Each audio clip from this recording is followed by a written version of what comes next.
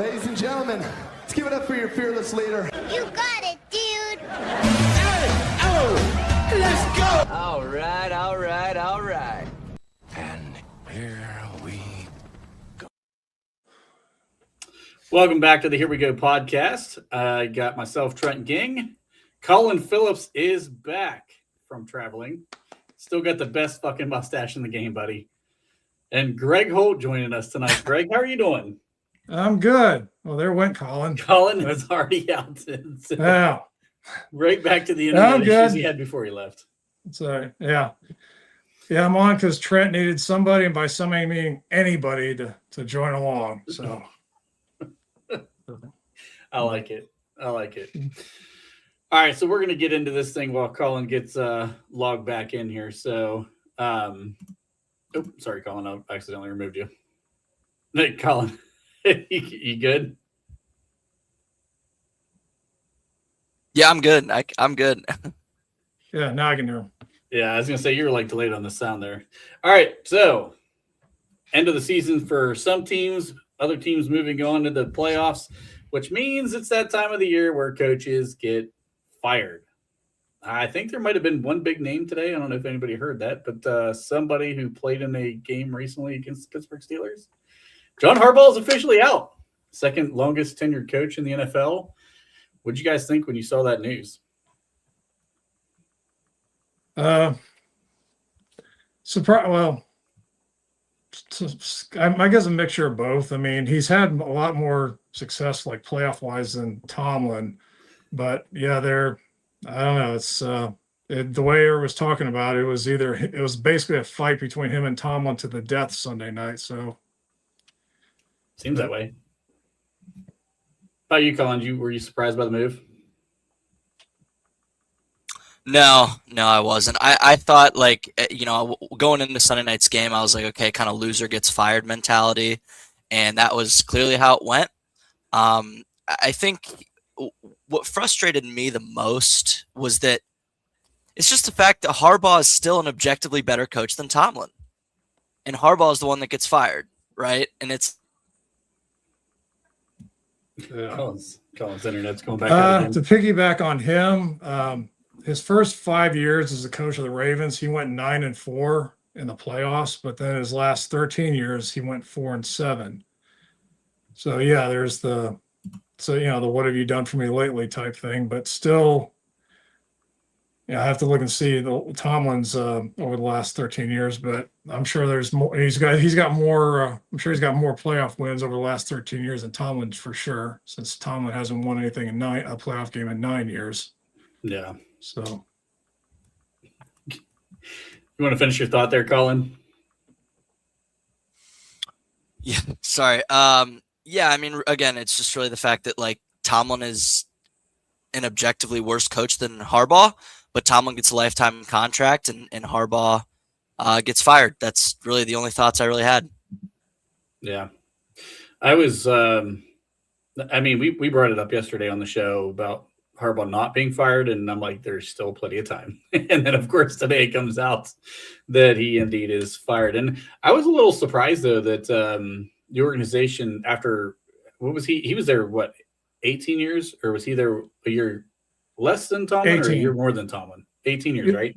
Yeah. So, like, I was a little surprised that they didn't treat it with a little bit more of a, hey, you can choose to walk away from the situation and kind of, but like reporting sounds like he didn't even get to tell any of his staff, like he didn't get to talk to players. It was just kind of like, hey, thanks for your service. Bye.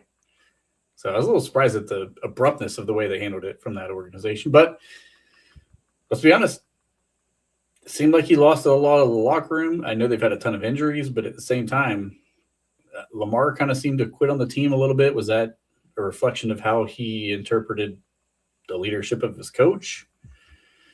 Just a weird situation. It seemed like it needed to go for a break for sure. I saw where when Lamar was asked about like the coaching situation, he just basically said that he's trying to focus. He's surprised by what's happening. He's trying to gather his emotions together. He didn't say anything about defending Harbaugh or so. Yeah. It's I don't know. There's allegedly some internal pressure that the players did not really respond to him anymore. So, some other names I pulled a list here. Some of the names, of course, Brian Callahan had happened in season. Brian Daboll happened in season. Raheem Morris for Atlanta. He becomes an interesting name from the Pittsburgh standpoint. He and Tomlin obviously have a great relationship. If he doesn't get a head coaching job, is he the new DC here? Possible. If that implies I mean, you'd like to think. That implies that he'd be willing to get rid of Terrell Austin. So I don't think that's even a question at this point. I think he should go. It's just a question of what Tomlin's willing to make that change, since he does have the power behind the scenes there. Yeah, Sid has a point here too, because I've seen Jesse Minter already linked to Baltimore by a few different people already. Guy's kind of grown up in that Harbaugh coaching tree too. He's coached for both Harbaughs at this point, right? Didn't he coach for John, then went down to Jim at Michigan, and then came back into the NFL? Yeah, might have something there. I've definitely seen the people linking. I think is he not the Chargers? Is he not the current Chargers defensive coordinator? He is. So he went from John to Jim, back to Jim in the NFL, and now possibly replacing John in Baltimore. That'd be kind of a crazy little route. If they would have fired Tomlin, and who knows, they may, depending on what happens in the playoff, Mitchell would be a guy I'd be intrigued about.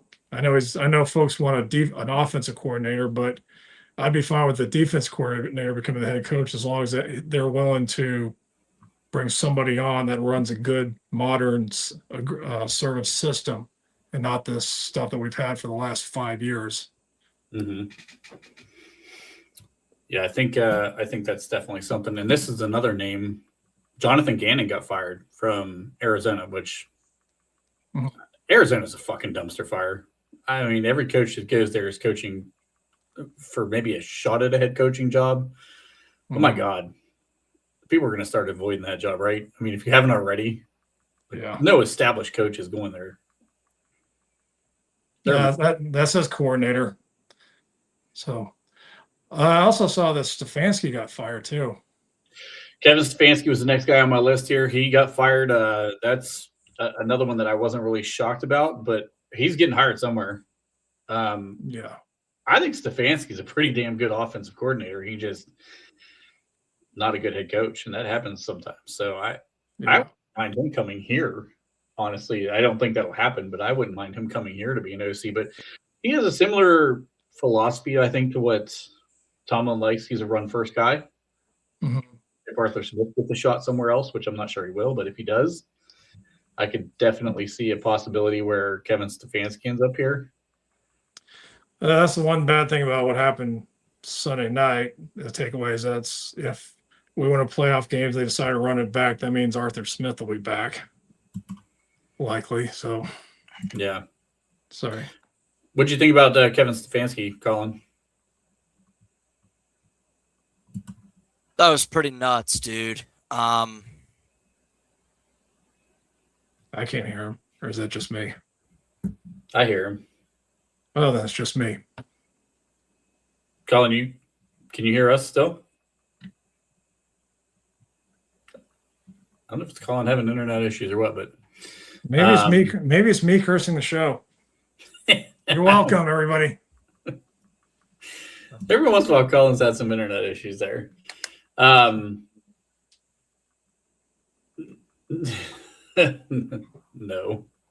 I don't know. He had done it. I think he's a fine coach. I just don't know he deserved Coach of the Year. There's better candidates out there. Maybe the first time he won it, because that was the COVID year. Yeah, and that was the year they beat the Steelers in the playoffs. I could see him getting that one, but the second one, as far as I recall, no, I would. No. Yeah. Pete Carroll, he was another guy that got fired. I was kind of shocked after 1 year. I mean, that team's a bad team too. I mean, yeah. But And they went into it they banked on Geno Smith having a good year like he did this last year in Seattle, but stuff fell apart. And Yeah, I think. but Bauer's getting hurt, definitely hurt. Didn't Oh help, yeah, but for sure. I mean, that whole thing was a mess. Their offensive line's terrible. Their defensive line's terrible. I don't know. They're just a shitty team. yeah. I'm surprised McDaniel hasn't been fired yet. You figure he was the guy that everybody thought was going to go during the regular season after the first two had been fired. I feel like if the team wouldn't have responded the way they did after Tyreek Hill got hurt, and then they went on a little bit of a run there, his job was going to be gone. But I wonder if the organization's giving him a little bit of leeway because of how bad Tua was. Well, it's just a question then of what they do with Tua then, and who they get, and as far as what they did while taking as less of a financial hit as possible. But who knows? That's their problem, not mine. Yeah. Sid, I was with you from day one on this one. If he got fired, I don't think Tomlin would ever bring him in here. But if we get a new head coach, I think if he does get fired, McDaniel's a call I'd absolutely make, because he's an innovative mind. You can't argue that. Colin, you got anything else you want to wrap into here on the head coaching stuff before we move on?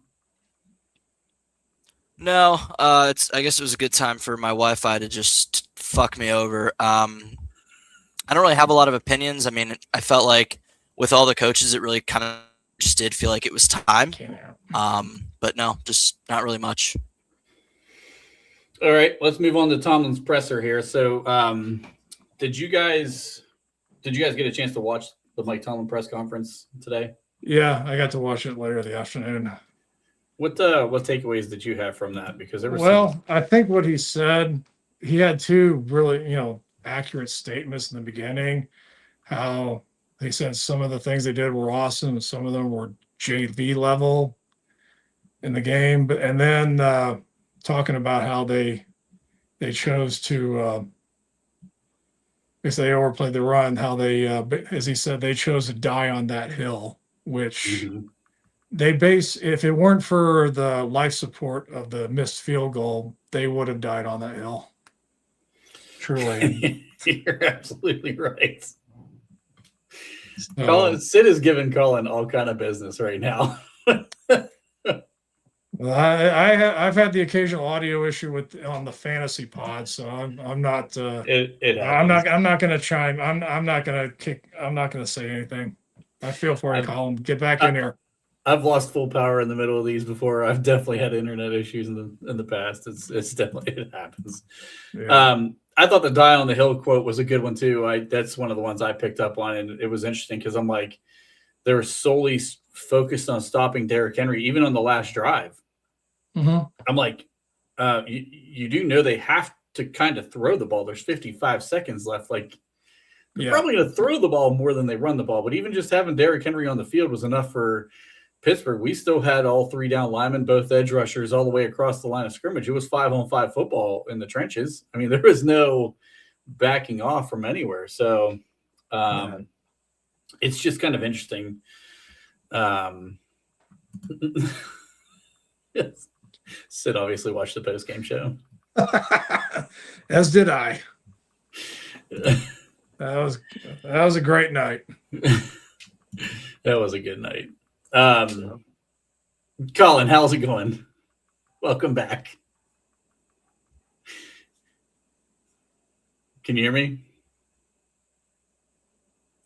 I think Colin's still having internet issues. Yeah, we can see the fan going. Yes. The video is working fine. That's a start. That's a start. Audio is not working fine. I think that he had a number of things he talked about. Derrick Henry, obviously a lot in this. He pointed out something that we pointed out a couple different times. I mean, Keanu Benton, he talked highly of Keanu Benton.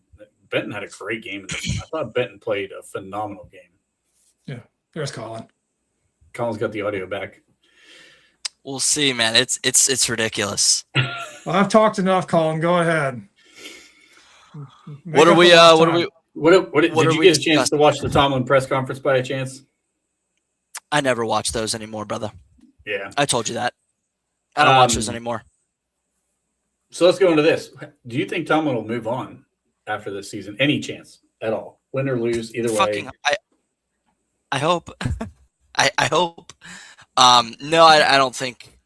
I don't think he will. I think he'll go on his own time. I think he's probably going to go through the end of his contract. How old is Tomlin? Is he 60 yet? No, I don't think so. No. He's in his He's mid to late. He's in his early to mid 50s. Yeah, I was gonna say he's somewhere mid 50 range. That's what I thought. Great. He's a young coach. I mean, he came in as a very young coach. Yeah. Right. Now I don't think he'll leave, or on his own. Yeah, because it's difficult to see AR pulling that string. You know, I know his dad would, but it's interesting that he's also tied with Noel for the regular season win mark. So And Bob's been on that train that he's not leaving until after he gets that win total past Yeah. Noel too. He's been on that train for a long time. see, I know he has one more year left on his contract, and they have till they have to decide by March whether they're going to extend it or if they're just going to let it play out, kind of like they did with the 23 season.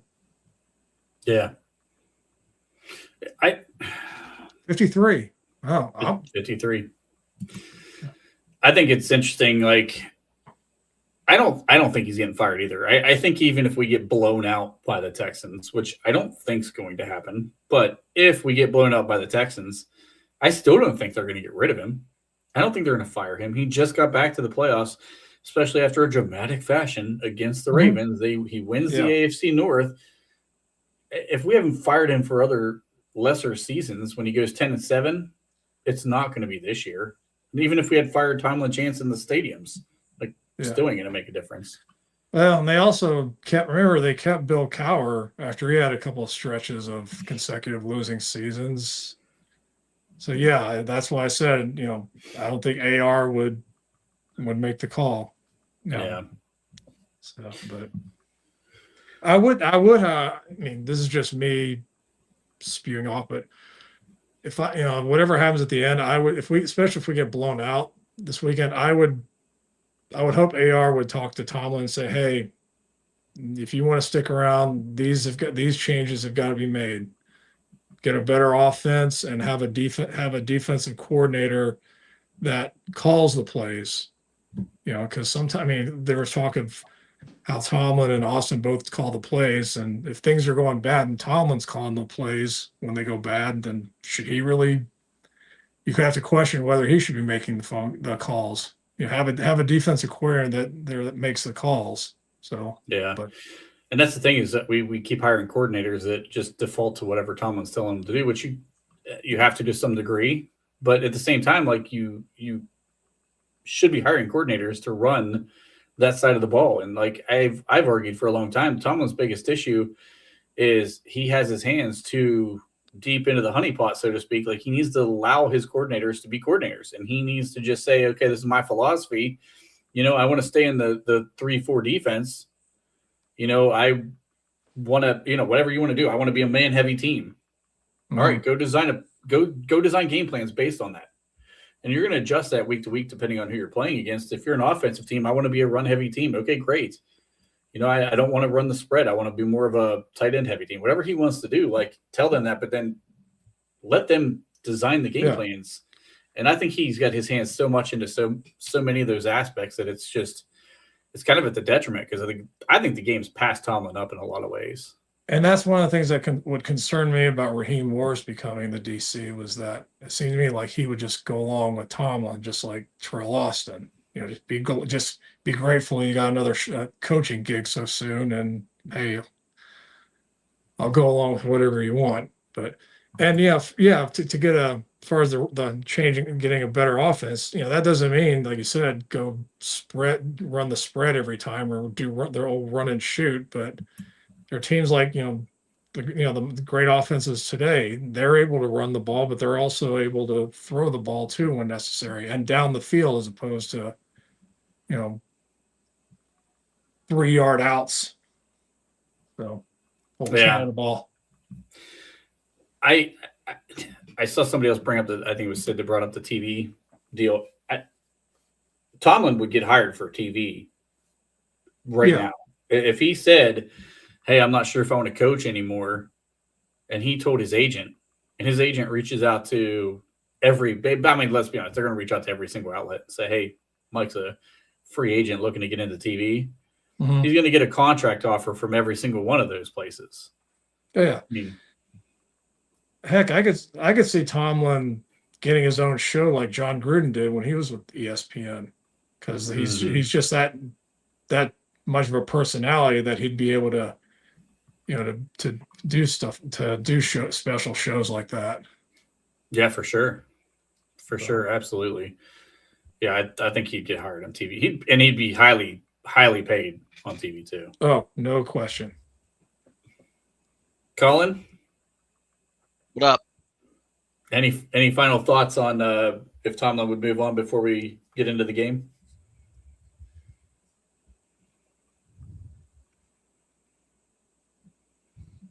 Didn't hear it. Sorry. I said, any final thoughts on whether or not Tomlin would move on his own before we get into the game? No more thoughts on Tomlin. I've pretty much. No, I got nothing. All right.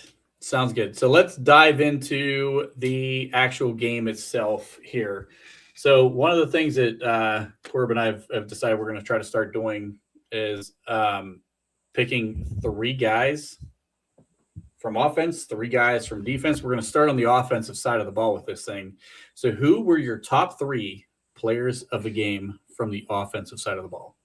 Colin, we'll let you go first because your internet's working right now. Yeah, I'll go Jalen Warren at 1. I thought he was just fantastic. Catalyzed pretty much the whole operation. At 2, I will go. I thought McCormick had a really, really nice game. So I'll probably go McCormick. And then 3, fuck it, I'll do Rodgers. I thought, Rodgers just totally dominated Baltimore this year, both games. I thought he was absolutely fantastic. So yeah, those are probably my top 3. All right. Greg, what about you? I'll put Aaron as my top player because they brought him in to do what he did Sunday night. That's to lead him to victory. I don't think Mason Rudolph would have led him down the field like that. It wasn't pretty, but with Steelers just not. But Aaron did what he was brought in to do, and be the general, make the smart decisions, make the reads, and lead them to victory.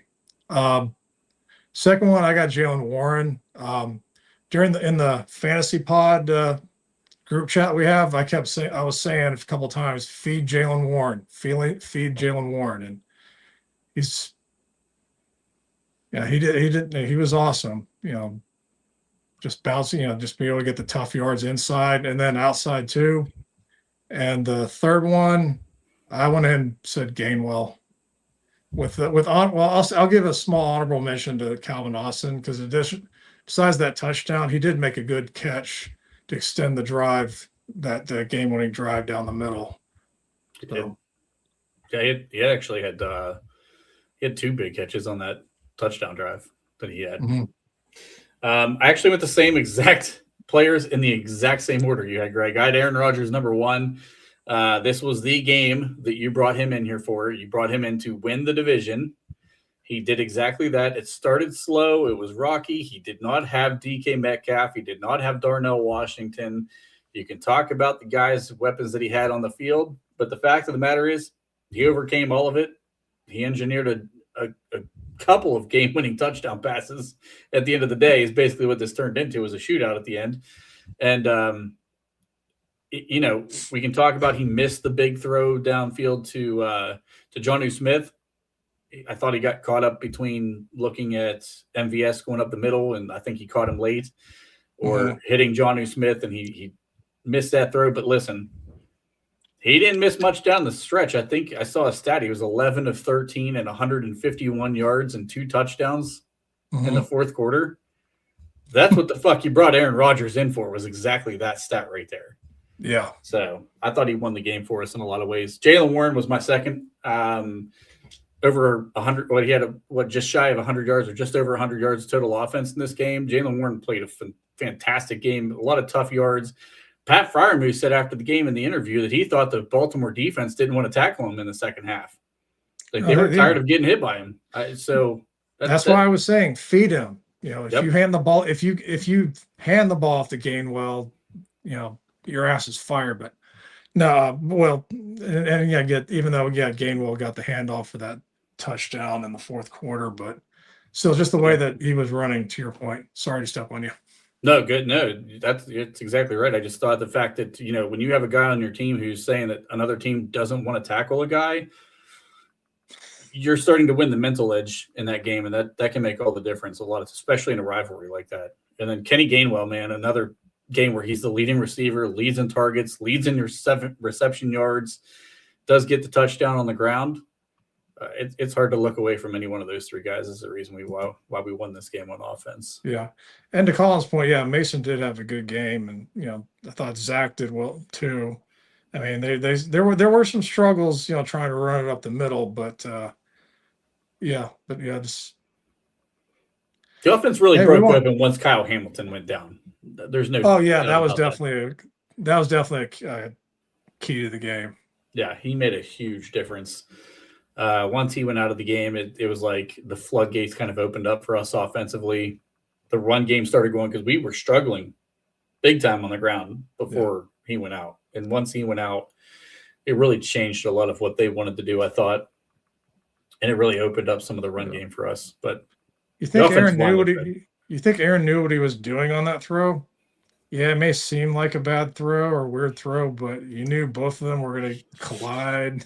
I don't know about that. If he played that one out, that would have been amazing. But but that was an interference anyway. Honestly, I mean, they were there early. They were clotheslining Calvin Austin before the ball even got there. So I just thought that was kind of crazy that, number one, nobody caught it, like that it happened like that. I mean, it was pretty early. It wasn't like it was just slightly early, but I thought that it was a great play. Could have been a completion had they not got there early, honestly, because Calvin was down low, ready to catch that thing. He just, you know, once you're in a headlock, you can't really do much about it. No, especially somebody like Calvin, who's one of the smallest guys in the league, but probably the smallest. But that's a good call out too by Vaughn. 57-yard field goal put us at a 10-3 game. That definitely could have gone sideways if Boz doesn't hit that field goal and draws us to a 1-score game. It's really great to have a kicker that can make it from your logo in the middle of the field. Yeah, for sure. For sure.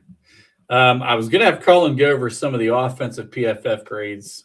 We'll save that for if he is able to get back on here. But the 2 running backs, I feel like the 2 running backs kind of carried this team really offensively, right? I mean, you got to think that the way that they put up production collectively, you didn't get a ton out of the wide receiver group in this game.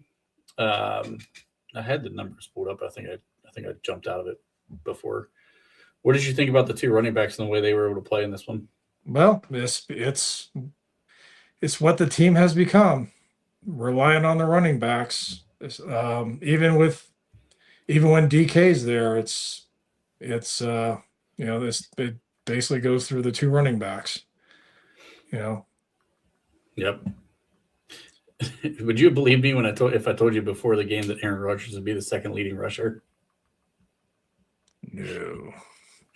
He had 1 carry for 20 yards. Kenny Gainwell had 5 for 10. That's just hilarious. Oh, so the play where he got where he scrambled out and then got pushed out of bounds by the Ravens player, they didn't count that as a carry. They counted as a sack. It's counted as a sack. Yeah. Okay. Yeah, he was behind. I think it was a 1 yard loss or something like that. He was behind the line of scrimmage at that point, and he didn't take off to run. So I think they counted it as a sack, or maybe they counted he's only credited for one rush on here according to ESPN. Well, then I guess it was a sack, and even if it was a rush, he'd probably still be the second highest rusher on the team. And if we all know if PFF was grading that and Myles Garrett was involved, that would have been a sack and a pressure. So yeah, ESPN probably scored it that way too, to be honest with you. But yeah, I mean, Jalen Warren, 14 carries, 66 yards. Thought he had a good game on the ground. Kenny did not. He was 5 for 10. Still had the touchdown. Mm-hmm. But then game on the air, 8 catches, 64 yards on 9 targets. Yeah. And then other pass catchers in this game, Calvin Austin, 3 for 55 and a touchdown, but on 7 targets. So they missed on a lot of connections, but still solid production. A lot of that, obviously, half of that came on that touchdown. Yeah. Pat Freiermuth, 3 for 51. Should we start talking about Pat and Aaron starting to get a little chemistry here? Yeah, I mean, I'm sure, and they've with DK out, he had to, but it's the idea too that you need to throw the ball over the middle, and Freiermuth is a zone killer. That's his bread and butter, and yeah. Well, I mean, yeah, they say better late than never, but damn, it would have been great if they would have done that sooner. Basically, Cincinnati isn't the only game where Freiermuth should have that type of big performance going down the middle. That should be every game. Yeah, so. I agree. It was interesting because it felt like they were running a lot of smaller secondary guys after Pat Freiermuth in this game because I thought clearly, I mean, he was probably the most effective pass catcher on our team at this point without DK Metcalf. It seemed like they were trying to get some smaller guys on him that could outrun him and stay on him in that way. But that 31-yard catch up the seam that he made, he had a great route. And I think it was on Washington. I think Washington was in coverage. I think so. I think I remember hearing Washington's name. He kind of like broke out, like he fake broke out, but he turned his head, his shoulders and everything. For a split second, the DB started breaking, and he went straight upfield behind him, and it was a great move, and just shows that like Pat is a solid route runner. He's a really good route runner, and we need to get him more opportunities. And if you're going to beat a team like Houston, you're going to need Pat to continue to get 50 yards a game receiving, and we've gotten that a little more frequently from him lately. So I thought that was a good sign. Yeah, the one knock I had on Freiermuth at times was. He would seem like he would try to go around the defender and then not make the first down, where I'm just like, dude, just go straight ahead, run him over. Mm-hmm. But he did that on one of the plays in the early second half too. He caught a shorter ball, and I think it was, I can't remember who the guys were out in front of him, Trenton Simpson maybe, and one other guy, and he kind of lowers his shoulder and just goes straight forward, ends up getting about 8 yards out of it. It was nice. Yeah, I remember that. Those are the things that you need to see from him. I mean, we need him to be more physical, and I thought he was in this game. Yeah, and the season's going on by at least one more game because of stuff like that. Vaughn, I'll save your question for later. We'll get to that after we talk about the game stuff, but we'll address that for you. Adam Thielen, 43 yards. He had another big catch down in the stretch. He was it went like, I think it went down the stretch there was, I think Calvin Austin had a slant route catch, came right back. Thielen had the catch on the sideline, and then three plays later, that's when Austin hit the touchdown. I thought that was a nice play. So yeah, there was one where Aaron went to Aaron scrambled to his right, and I think it was MVS he was throwing it to. I think it was incomplete, but if he'd have looked more toward the left, toward the middle of the field, you would have seen Thielen was breaking across, and you're right. If he'd have waited a second, just thrown it to Thielen, he could have gotten the first down on that play. Yep, I remember. I know exactly what play you're talking about. I remember seeing that too when I was watching it back again. Because he was the underneath guy. On that route coming across the middle, but he was he definitely broke wide open on that one. So, I mean, MVS even had a big play in this game. He had that big third down conversion on that slant route that he ran, and the ball was low, and he kind of bobbled it a little bit going to the ground, but maintained control.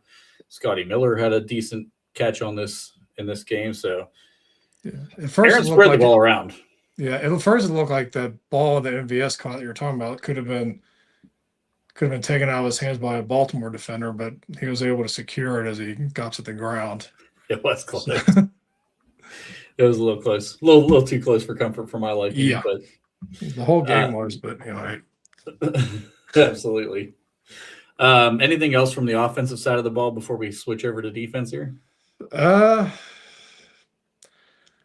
I'll probably get flack for this, but the call at the end of the first half, the way that they sometimes struggle with getting a yard, I would have been fine with them getting the field goal to make it 10-6. Yeah. I mean, we knock on Tomlin for needing to be more aggressive, and at that time he is aggressive. And then sure enough, I'm like, I turn around and go, oh, let's get the points at least. Because they pick the damnedest times to be able to not even be able to get a yard. For example, the brotherly shove to get the touchdown. They had the ball at the 3-yard line, and it took 3 plays to get those 3 yards. So my thought was just get the 3 and go on the halftime. But hey, if not getting that touchdown caused a spark and got them motivated, then it was worth it. Yeah. You're talking about the pitch play that ended up going to Gainwell. Because the toss. Yeah, because that was, I mean, you had the two, on that side, you had 2 guys who were not in Friermuth and Smith, who were generally, as you guys say, not great blockers. And then you have one of them, you have 2 defenders there. You bring one of them in motion to the other side, leaving the one guy who's not that good of a blocker with the 2 players, and you pitch it for Gainwell to go that way. It's like, damn. I mean, as I commented on the yesterday's pod, the play that Gainwell scored on the second half, that should have been the play that they ran the first that time to get the touchdown. Yeah, That's just my opinion. I'd have been fine with them doing literally anything but that pitch play. I mean, it was doomed from the start. If you looked at the defensive alignment, there was no way that play was ever going to work. And I'm surprised they didn't try to check out of it, but they went with it. It didn't work out. I think was it Dave maybe yesterday brought up if it would have been not Gainwell, but maybe going with Jalen Warren, who's better at breaking tackles. I still don't think it would have mattered. Yeah, if they were going to go, regardless of who would have gone that way, they should have kept Smith there to at least have 2 blockers. Yeah, having one guy to block 2. Yeah, that was like you said, I was doomed from the start. But yeah, for sure. I don't know. Here's the thing. I think from my standpoint, we've bitched for so long about Tomlin not being aggressive that I really, really do not want to push back on him being aggressive finally, because yes, the wrong play call, but points were going to come at a premium in this game. I get, you could argue 3 points in this game would have been sealed up earlier. Bob wasn't wrong when he made that point yesterday, but at the same time, if points are also at such a premium, and the way the game had been playing out up to that point, you weren't sure how many more opportunities you were getting that close to the goal line either. So I was okay taking that risk and trying to score right there, but it could have gone either way. And those are valid points, yeah. And I get like I said, I get the contradiction of me wanting him to be aggressive in pass and then settle for the 3 then. So, but yeah. Thankfully, it all worked out. Yeah, absolutely. Let's switch over to the defensive side of the ball. Let's talk about some of your 3 guys that you saw from this game that you had as your top 3 defensive players. Well, number 1, Cam Hayward. And the guy just continues to be dominant. Just stonewalling folks, being able to get pressure in the backfield. And just even the tip that TJ got for the interception that TJ got, and plus, hey, the brotherly shove. You got to give Cam points for that too, even though that was offense. But Yeah. the second one, Alex Highsmith, just a wrecker. You just as great as he was, you can't help but think, what if he had just gotten Lamar on that one? He and Benton got Lamar on that one thing where he was able to get away and throw the touchdown pass. Yeah, Alex he had a great game. And the third one, I'll say TJ. First of all, him being able to come back from from the lung issue, got the interception, was able to get a hit on Jackson. I don't know if he was on a pitch count or what, but he was doing he played really well, and then they needed it. I'm fine with that 3, honestly, because you got to look at the way that TJ played in this game. He had some good pass rush moments for sure. I'm going to go my 3. Cam Hayward. I thought Cam Hayward dominated this game. I thought he dominated from start to finish. He was unblockable. There was no one on the freaking front. They double teamed him. It didn't matter. They didn't double team him. It didn't matter. They tried reach blocks on him. Didn't matter. I don't think he got stopped the entire game. I mean, this was maybe one of the best, if not the best game Cam Hayward had. And I know the sacks weren't there, but my God, if you watch the way he was run stopping on this game, it was unreal what he was able to do. We may have a special guest. Oh my! It's like the only time he was stopped is when he was taken off the field for arrest. Yeah, that was the closest player that could stop Cam Hayward was the water cooler. That was it, because nobody else was stopping him at all. Maybe some oxygen. My number 2 player, Keanu Benton. I thought this was the coming out party for Keanu Benton. He's been playing really well down the stretch for us, but my God, Tyler Lindenbaum is a nice center in this league. He's a pretty damn good center in the league. He was literally throwing that dude around like a rag doll. There was nothing Linderbaum could do to him, and I've never seen Keanu Benton play with such violent hands like what he was doing in this game. He was another guy that was just absolutely unblockable. I know Tomlin talked about him in the press conference today. He was fantastic in this game. And then I agree with you, Alex Highsmith. I mean, he's putting together a pretty special stretch, maybe the best stretch of his career right now. Yeah. And to your point about Benton, I remember when the one play where it looked like Linderbaum had him look like he was getting him down the field, but then Benton just reached around, got him, shoved him away, and then just made the tackle. So that was Corub. Sid says he's got Cam, Porter, and Highsmith. Hello, what's up, guys? Hey. Hello, Corub. Welcome to the podcast. How are you doing today? Good. Just got done talking to the wife and was able to get on here to finish this out. So what'd you guys do in your top 3? Top 3. So we went over offense already. We're on defense now, but since you weren't here for offense, if you want to give both, fire away, buddy. God, offense, huh? I think real quick, I'm going to go Aaron Rodgers. I think that's obvious. I'm going to go Calvin Austin.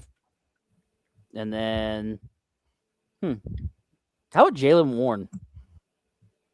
There were some Baltimore players going into business for themselves instead of tackling him. Yeah. So just off the whim, those are just 3 that I could go with. Yeah, I remember in the fantasy on fire tonight. At least There has working internet. First of all, I remember, I'll say earlier in the fantasy pod chat, I was like, feed Jalen. But Yeah, I mean, dude, Jalen, I'm telling you right now, like, he was doing well, and the run is what they were supposed to be better at stopping, and Frazier called them out. Zach Frazier was like, "Hey, man, like, there were Baltimore players that literally, you could tell, did not want to tackle him because he's a thumper." Mm-hmm. So, yeah, so that's my 3 right off the bat.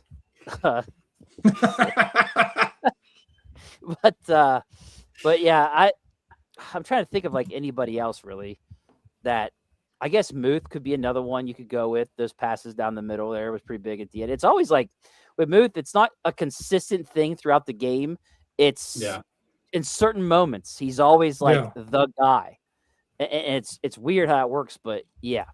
Well, like last week against Cleveland, he was barely seen. Then on that final drive, he's right. It's always at the end. He's the man. It's so fucking weird. The Bengals game that they lost when Rodgers threw that dart to him. Yeah.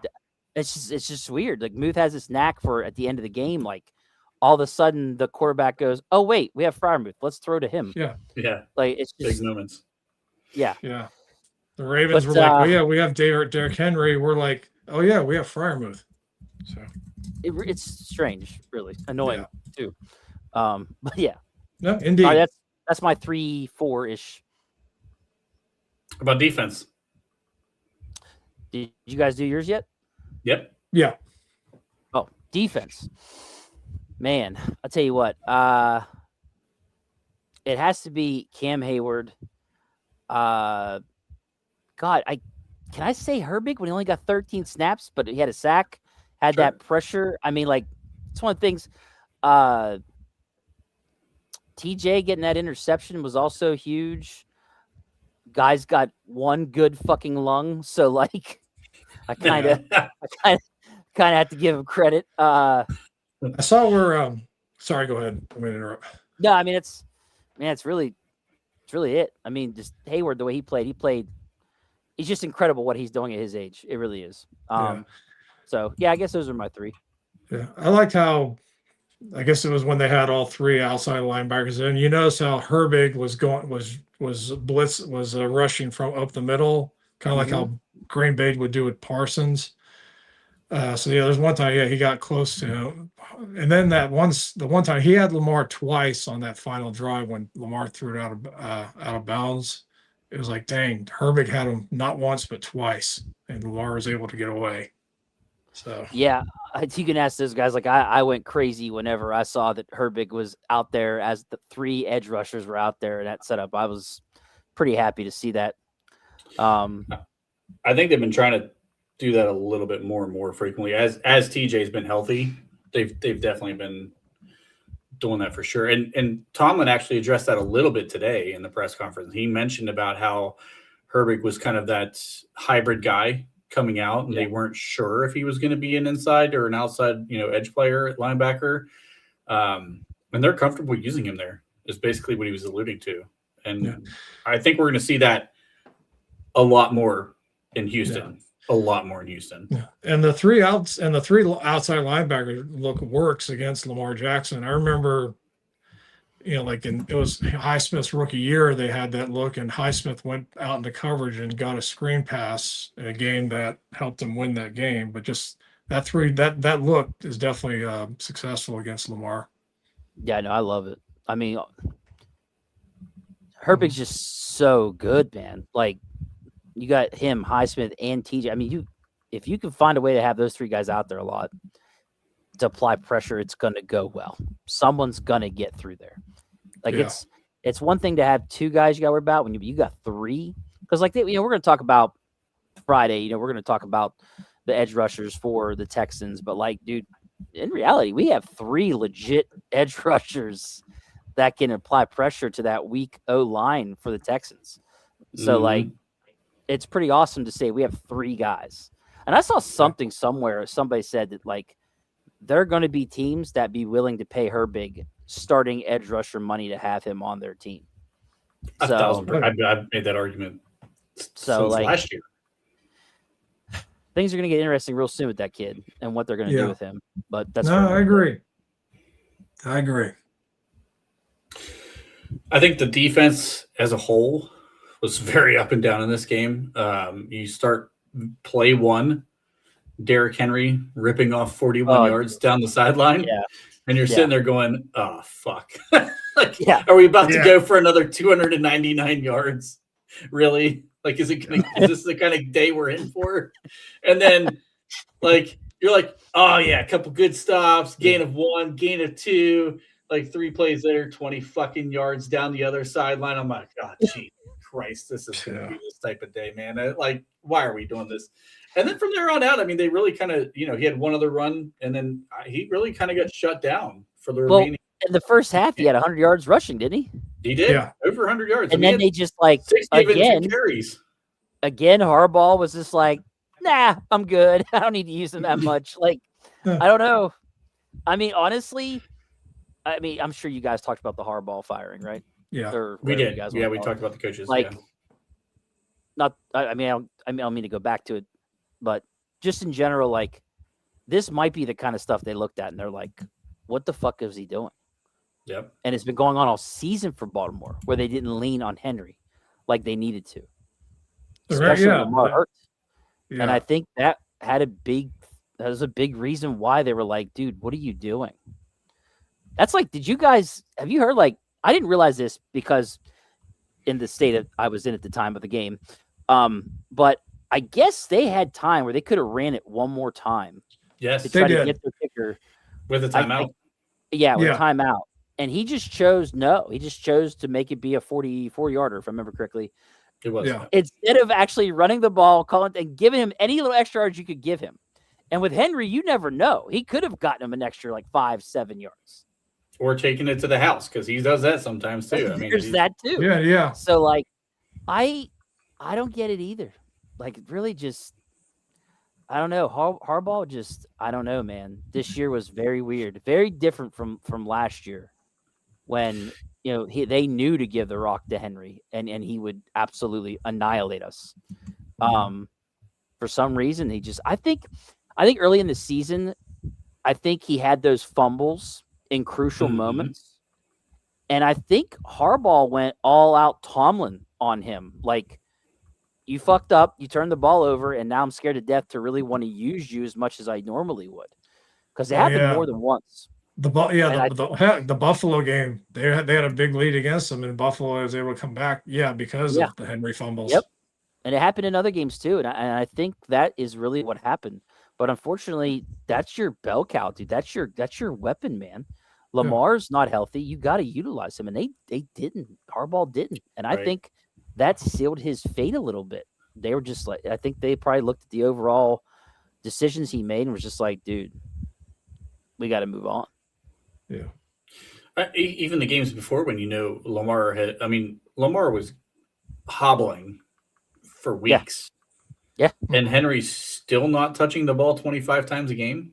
Right. I mean, what are you doing as a head coach at that point? Like, you've loved feeding this guy in the past, but now when your quarterback's gimpy, you're not feeding him, and you want the quarterback to run around. Right. Like, he's on one leg. Like, what are you doing, dude? Was it against New England where a few weeks ago where they said he didn't play for like the last 10 minutes of the game? Yeah. It's like, yeah, dude, incredible. All right, let's talk about this, because I have to talk about this. So I was wrong on one part of this, but Jalen Ramsey's getting toasted. I thought it was 3 times in this game. It was not 3. It turned out I watched the tape again before we got on this, and I forgot to change my note here on here. So sorry, Greg. But right. Jalen Ramsey got toasted for 2 touchdowns in this game. Yeah. And he had another big reception outside of that. I think the one you're talking about, the first Zay Flowers one where it ended up being Patrick Queen that was following him. That's You could probably argue that Ramsey should have been there in that section. There was the one trips look where it ended up being Duggar who fucked up.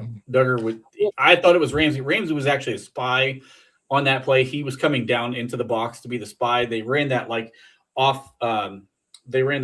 overload side where they actually had Patrick Ricard playing tackle on that play as the short side guy. And then they overloaded the other side heavily, and they had a trips look out there.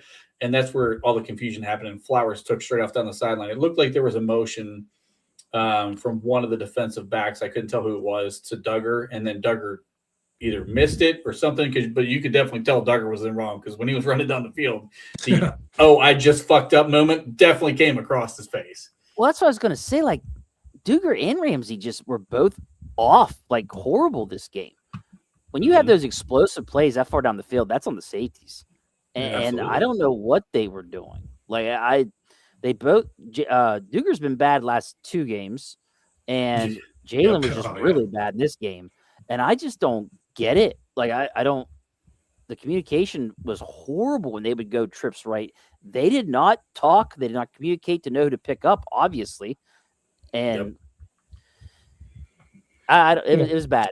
So hopefully they unfuck themselves and they'll be ready for this Texas game. The one they're talking about the catch by Likely on the 4th down. I was waiting for a repeat of the hit that Ramsey made on Garrett Wilson that first game of the year against the Jets on the 4th down. But it was like, wait a minute, no, he caught the ball.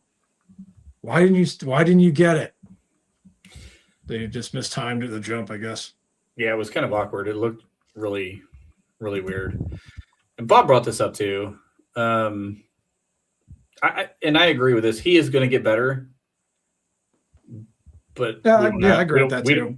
We don't have time for him to get better. This is the fucking postseason now. Like we don't have time for you to get better. You got to figure it out right now. Mm-hmm. And like we had, because man, if you let this Houston team jump out early on 2 big plays, which Jalen Noel can take it to the house at any moment, we've seen all 3 of the receivers at this point take it to the house. All those guys. I mean, those 2 are rookie wide receivers, if I remember correctly. So they got those 2, and then they got Collins, but all 3 are capable of taking it to the house. They did it. Was it against the Chargers? I think Noel and Higgins hit it like back-to-back drives. Bombs. So 40 something yard bombs or more. So they better get their shit together and communicate and know what they're going to do, because I guarantee Texans are going to watch tape and see that confusion with trips, and they're going to fucking run it and see if they can get away with it. Going back to the point about the three rushers, they better get home to Stroud. If that's just going to happen with the defensive backs, those guys better get to Stroud. Better pressure him. I think that's our key to winning, Greg. I think the key is we got to apply pressure to Stroud, force him to make bad throws. I think you're absolutely right. Is that's the key to this, for sure. Yep.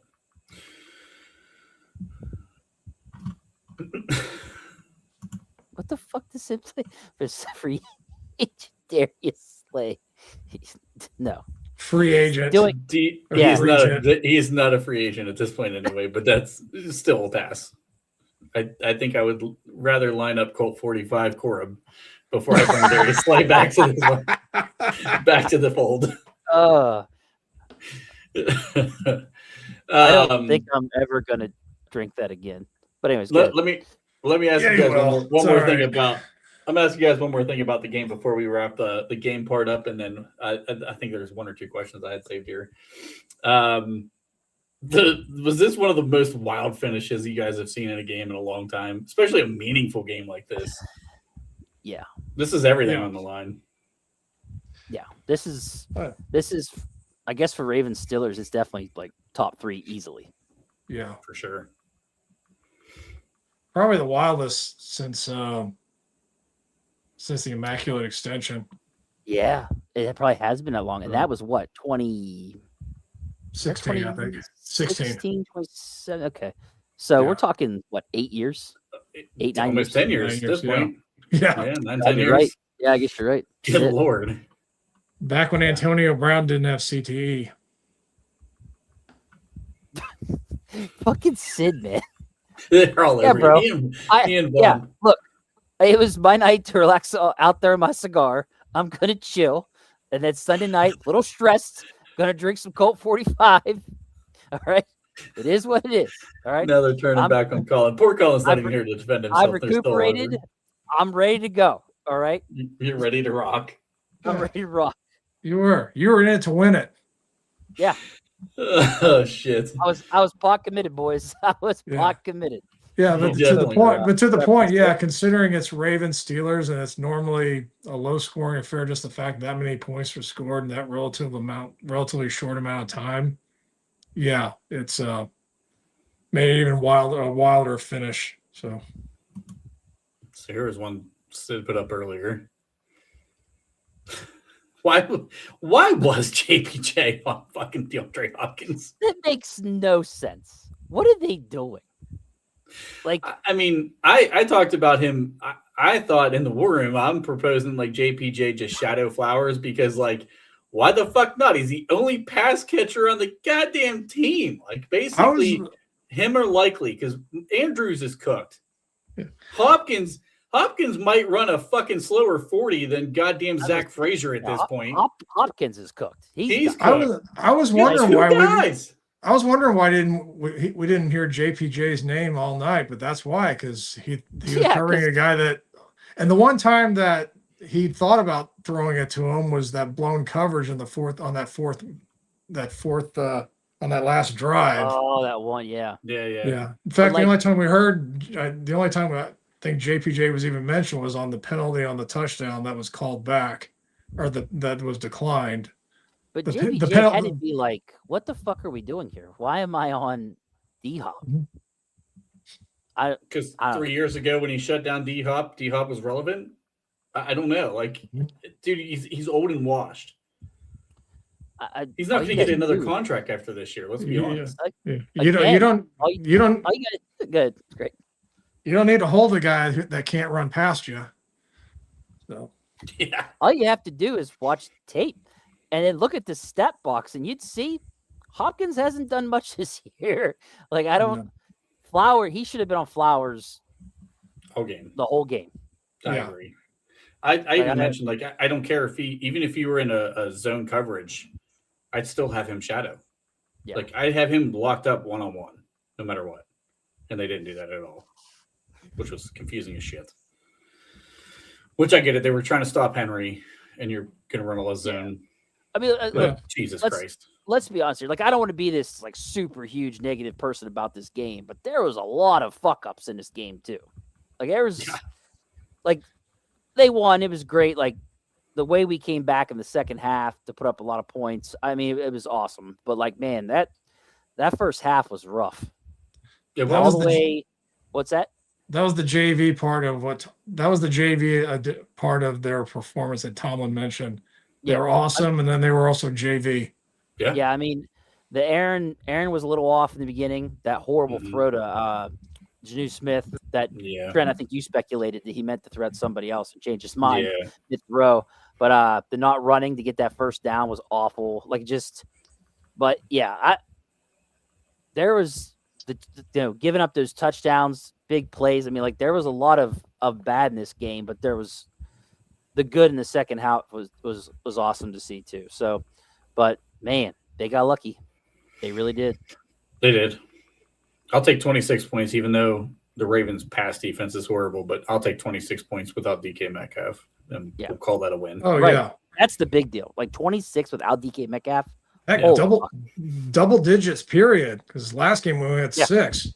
Right. And I saw somebody point out this was the highest passing total for Aaron Rodgers in 3 years. The 294 yards? 294 yards was his largest, I think, or he might have hit 299 once. It's either his first or second highest passing total in like 3 years without DK Metcalf. I'll say this. They did really good without DK Metcalf, but they were also facing a team 30th in passing. Yeah. So, like, it's fair. It's good to see that they actually put up that many yards against them. So, yep.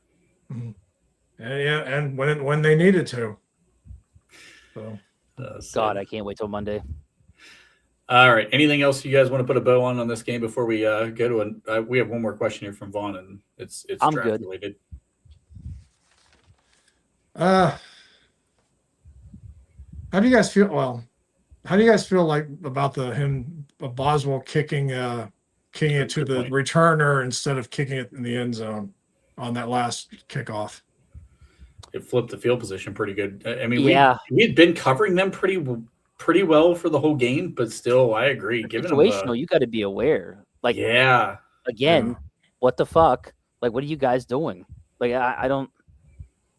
No, I didn't like it, Greg. To answer your question. Yeah. No, I get. I mean, I get you're trying to like burn clock by chance, but what happened was what I was afraid was gonna happen. Yeah. But I mean, crosses the 50. I mean, that's massive in that moment, right? They only had 55 seconds left, and you return it all the way across the 50-yard line. That's huge, and that's one of the interesting. I know a lot of people's like been kind of down on this whole new kickoff rule thing, but that was actually one of the wrinkles in the kickoff rule that turned out to be really interesting. In this is because if this was any other year without this rule, you're bombing that thing through the end zone and give them zero chance. Letting them bring it out to the 25 and say, all right, you got to drive the entire length of the field right now. Good luck. Mm-hmm. But if you bomb the thing in the end zone now, this brings this thing out to the 35. And that's, now you're talking about what, 40 yards total before you're in field goal range, roughly? Mm-hmm. No, the problem was it backfired and he went all the way out across the 50. They had like 5 yards before they were in field goal range. But that was interesting. I didn't like it though. I'd have taken my chances and put it in the end zone. It's a good call out there, Greg. I like that. Yeah, it is. See, we got one question. Yep. All right. So let's get into this here. Vaughn asked the question, what do you guys think about a downhill inside linebacker being a sneaky need in the draft? Clearly don't love Wilson in these reps. Queen misses tackles / gets washed, which you know what, Vaughn? You put this on Twitter, and I meant to respond to it, but it just seemed like there's 5 billion tweets today to respond to. I think this is a great call. Like, yes, I think they do need to go get a more complete off-ball linebacker because I hate to say this, but Wilson's not the guy to stop the run. Nope. And Queen, sometimes he's a liability too. Like I don't think they've actually quite fixed the off-ball linebacker group. I don't think they have. So I think Vaughn is right with this to say that this might be a need. How about you, Greg? I would definitely look into it. I mean, from what I saw in the 20 all 22, I saw Harrison out there more than Wilson. A lot more than Wilson. Yeah, and Wilson was supposed to be he was supposed to take a big jump this year, but yeah, I would definitely look at one. I mean, I don't know. Well, I guess you'd let the draft fall to you as far as when you would take one. I don't know if I would say one in the first, but definitely by the end of day 2. They got 12, 13 draft picks. Like, they can get one if they want to get one. Do we still have that many? Yeah. I thought some of the comp picks we may not be getting. That. Maybe not. I don't know. I don't know. I think we have what 11 or 12 picks without the comp picks. See, it's still fucking shit ton. So like, well, in that case, why not? Yeah, so they can do it. They got at least 2 third-round picks, I think. So like 3 as of right now. Well, yeah, I've seen 3. Greg's got to be thinking about these projections now. So I don't know. Dude. Sorry, my bad. Yeah, I think it's no, it's a good point though. You're absolutely right, Greg. It's a good point. That's why, but they should be able to go get a guy if they want to. They should. So, a couple notes. Malik Harrison signed a 2-year contract, so he can be back next year. Okay. He is horrible in coverage, so you don't want him on the field during passing situations. Correct. I do think it's a need. We'll see if a guy like Carson Bruner develops because he has some speed. And you know what? This is no shit. Devin Bush is a free agent next year. Christ. And that is really good. He was actually really good for Cleveland. I mean, he was really good. Finally got that knee healed. He also walked up to Aaron Rodgers and was talking in his face. Yeah, I saw that too. So Devin Bush, there's no fear. Not only did Pittsburgh hate Devin Bush, but Aaron Rodgers now hates Devin Bush. He will not be a Steeler. Don't worry, guys. You can exhale. And isn't next year Queen's last year of his contract too? So this was actually my next thing I was going to bring up. Yeah, I think there's a pretty easy out in Queen's contract right now after the season ends to not pay him. Yeah. Tomlin guy.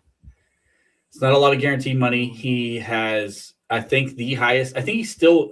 I think he leads by a mile in missed tackles right now, and his missed tackle rate's like 21%, which is absurd.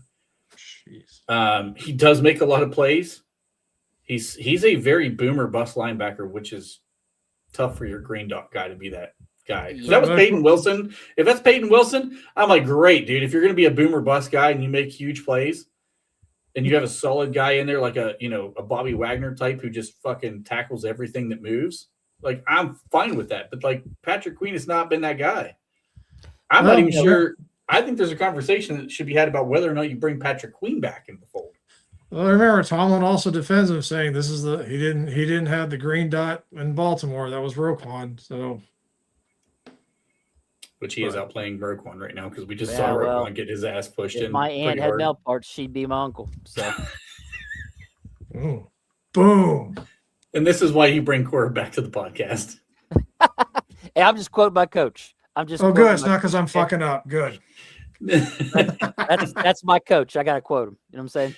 Good. Don't yell at me. Yell at him. I'm just repeating what he said. That's right. He's setting the tone, setting the example. The standard is the standard. Yes. So. I'm not saying he is going anywhere. I'm just saying there should be a conversation about whether he should go somewhere. Because did Sid call me Citrone? What the fuck I is think that? so. What is that? I don't even know what that is. I don't know. Maybe he meant to call you Patron. I don't know. Maybe he's got you drinking a different kind of. But he said he's more of Queen. He's more of a bourbon guy with his cigars. It's not. Damn. So the Queen's going nobody, as he said in that comment. Maybe Sid's been drinking some of the Citron. The Colt 45. Yeah, that means lemon in French. It's autocorrect. He said Le Mans. It means Le Mans in French. Lemon. Good God. Yeah, we're officially off the rails at this point. Yep. Yeah. Do you guys want to do a little bit of Houston talk before we get out of here? How are you guys feeling right now? I know we gave a heat check on the Monday night show. We're not looking to give a score on this, but you guys already started talking a little bit about Houston. CJ Stroud. I'll save all mine for Friday. Yeah. Greg, you want to get some on the table here? Sure, why not? Right now, I'm thinking we can win. I would pick us to win right now. If we can get to Stroud, and if they can get DK going, I know Houston's got a tough, really good secondary. And Houston's the best defense in the league, but I think we can. I'll be that optimistic guy right now, since Dave's not here. But yeah, I think we can. I think we can pull it off. Yeah, God, I think fucking laying with me. Sorry. I think a lot of us are having some pretty big optimism right now. Aaron Rodgers is the reason for optimism. If you're feeling good about him versus CJ Stroud right now, I know that their defense is nasty. I sent something in the group chat today. There's some numbers on this defense that look pretty disgusting right now for our point, but yeah, we're gonna try to dig into this, pick some holes out on this defense because they're there. I mean, let's be honest, the Colts were moving the ball and they were scoring against the starting defense before they started pulling guys, so it's there. Sid's still sticking with it. The Smooth Jimmy lock of the week. Smooth Jimmy, baby. Lock of the week. Good Lord. All right, guys. I don't think I have anything else for tonight. Anything else you guys wanted to cover before we get out of here? No. All right. No. Greg? Nothing? No. Well, we got Did we decide on the fantasy pod? Or is it going to be Thursday? Thursday. I mean, nobody fucking just straight said what day. So Thursdays are better for Bob, then we'll probably do Thursday. Yeah. Fine. Fantasy pod on Thursday. Anybody doing your DFS fantasy stuff? Probably like Thursday's probably the day. I just show up to work for free, Trent. I like it. I am not showing up that day to work at all, Greg. So I hope you guys have a great show. Thanks, Trent. I like that we got a Suge Knight appearance in here too. I didn't know he was out of jail, but 11-1 on Monday Night Football. right. We getting DK back. Don't sleep on us. I do agree. I agree with that. But I'm gonna leave that. I'll save it for Friday. Yeah. Oh God. All right, Shug, you're allowed to be rude. Yeah, no, we want you. It's fine. We're good. You can. The ruder, the better. You've obviously not listened to the show Is before. that Yeah. me? What is this? Who is it? You're more clean shaven, so I guess it could go either way. I'm guessing me because the clean shot. It's not me. I'm the guy with hair. I get 3 hours of internet a day. And then Vaughn said better internet in jail. So apparently Suge Knight has better internet in jail than Colin has right now. So Jesus Oh. fuck. All right. there's those government subsidies at work. Dang. Yeah, and just like that, we fell off the rails again. It doesn't take much for us. All right, chat, you guys were fantastic as usual. As always, like, share, subscribe. Our followers have still been climbing. We appreciate everything that you're doing for us. Till next time, Greg, thanks for jumping on. Corb, Thanks for having me. We'll see you Friday. Till next time, the best outro in. Oh, there's the money shot, baby.